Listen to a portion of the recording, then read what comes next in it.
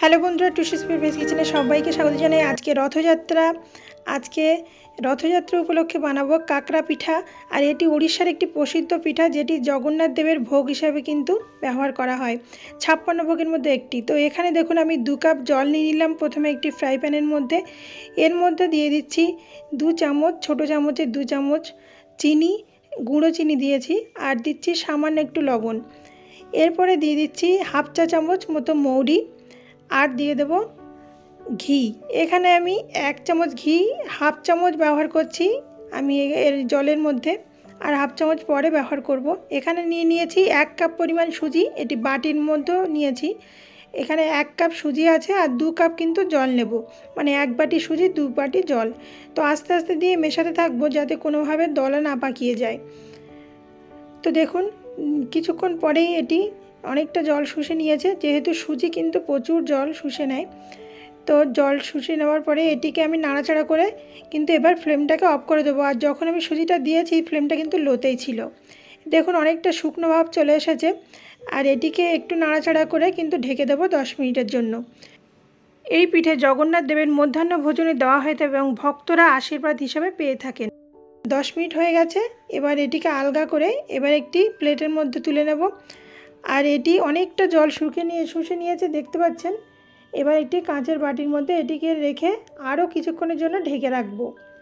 আর ততক্ষণে আমি স্টাফিংটা বানিয়ে নেব।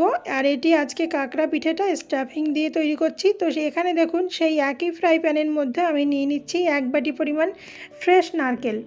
এখানে আপনারা যে নারকেল শুকনো থাকে সে নারকেলও ব্যবহার করতে পারেন, কিন্তু ফ্রেশ নারকেলে কিন্তু স্বাদটা ভালো হবে। দিয়ে দিলাম 1/4 কাপ চিনি।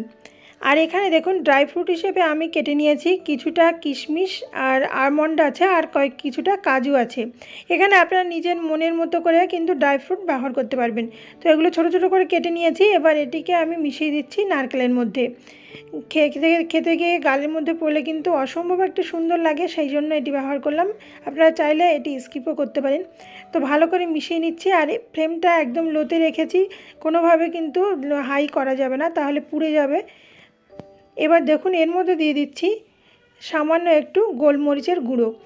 এটি মিষ্টি জাতীয় জিনিস, সেই জন্য ব্যালেন্সটা তৈরি করবে। সেই জন্য আপনারা চাইলে লবণও কিন্তু সামান্য একটু দিতে পারেন গোলমরিচের বিপরীতে।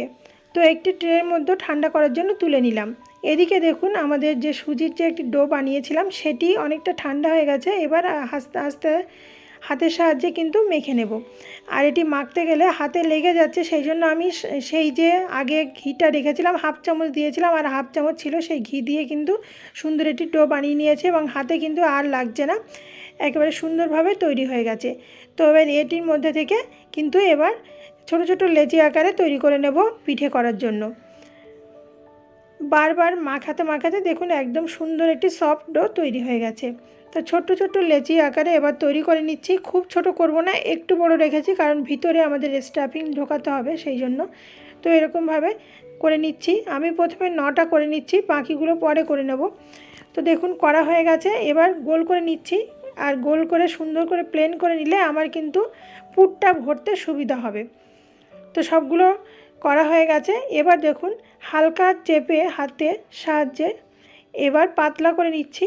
নিয়ে কিন্তু 1 চামচের মতো করে পুর দেব। খুব বেশি পুর কিন্তু দেব না, তাহলে ফেটে যাবে আর বেরিয়ে যাওয়ার সম্ভাবনা থাকবে।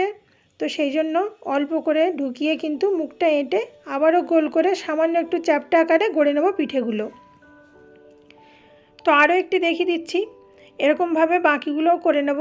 তো দেখুন আমার সবগুলো পিঠে কিন্তু করা হয়ে গেছে। এবার তেলে ভেজে নেব। তো তেলটাকে আমি ভালো করে গরম করে নিয়েছি। এখানে ভালো করে গরম না করলে কিন্তু সুজির লেচিটা কিন্তু নরম নরম হয়ে যাবে এবং তার থেকে বেরিয়ে যাওয়ার সম্ভাবনাটা বেশি থাকবে, সেই জন্য তেলটা কিন্তু ভালো গরম হওয়া চাই। তো দেখুন সবগুলো দিয়ে দিচ্ছি। দিয়ে কিন্তু আমি এক্ষুনি কোনোভাবেই উল্টাবো না, আর ফ্লেমটাকে আমি কিন্তু মিডিয়ামে রেখেছি। এবার কিছুক্ষণ হয়ে যাওয়ার পরে কিন্তু আমি আস্তে আস্তে করে উল্টে দেব। আর তেলটা আরও ভালো করে একটু গরম করার দরকার ছিল, আমার একটু কম ছিল গরমটা, সেই জন্য কিন্তু 2-1টা একটু ফেটে গেল। যাই হোক, আপনারা যখন করবেন তেলটা ভালো করে গরম করে নেবেন এবং তারপরে কিন্তু করবেন। তো দেখুন অনেকটা লাল ভাব চলে এসেছে এবং উল্টে পাল্টে কিন্তু আমি তৈরি করে নিচ্ছি। তো এরকম করে 5 থেকে 6 মিনিট কিন্তু আমার লেগে গেল এটি উল্টে পাল্টে করে নিতে। তো তুলে নিচ্ছি একটি প্লেটের মধ্যে। আর এটি যত আস্তে আস্তে করবেন তত এবং খেতে মজাদার। তো দেখুন একেবারে রেডি হয়ে গেছে কাঁকড়া পিঠে। আর এই দেখুন শুধু এই একটা বেরিয়ে গেল বলে আমার পিঠে দুই একটা একটু ওপরের থেকে কেমন লেগে গেছে, তাছাড়া দেখুন কোনোটাই কিন্তু ভাটেনি, সবটা কিন্তু খুব সুন্দরভাবে উঠে এসেছে আর খুবই মচমচে হয়েছে। আমি একটা ভেঙে দেখাচ্ছি, এই দেখুন। আর এটি গরম গরম কিন্তু খুবই ভালো লাগবে। এই দেখুন পুরো মচমচে হয়েছে, দেখেছেন পুরো মচমচে হয়েছে। আর ভিতরটাই দেখুন দেখাচ্ছি, এই দেখুন ভিতরটা।